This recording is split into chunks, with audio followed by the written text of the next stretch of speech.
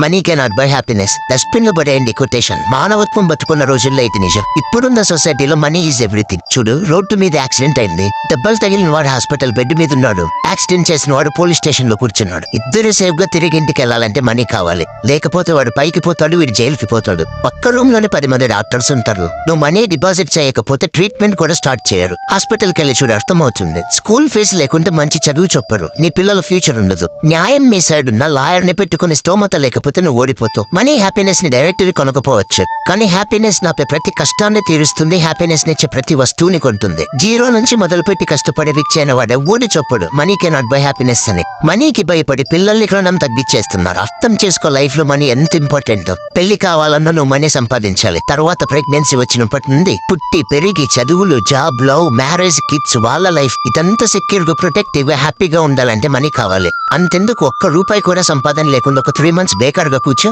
ఇంట్లో నీ ఫ్యామిలీ, మీ పార్ట్నర్, నీకు పుట్టిన పిల్లలు కూడా వాల్యూ ఇవ్వరు. మనీ బాగా ఉంటే మంచోడు అవుతావు. అంత పోగొట్టుకుని వీధిన పడు, నెక్స్ట్ డే నిన్నెవ్వడు దేకడు. సంపాదించినంత పోయేటప్పుడు పట్టుకుపోతావా అంటారు. పోయే ముందు నా ఫ్యామిలీని సెక్యూర్ గా వెల్తీగా ఉంచిపోవాలనుకుంటారు గానీ ఏం సాధించలేకపోయానని రిగ్రెట్స్ తో పోవాలని ఎవ్వరు అనుకోరు. ఫైనల్ గా చెప్పేది ఏంటంటే, love money, earn money and respect money. ధనం మూలం ఇదం జగత్.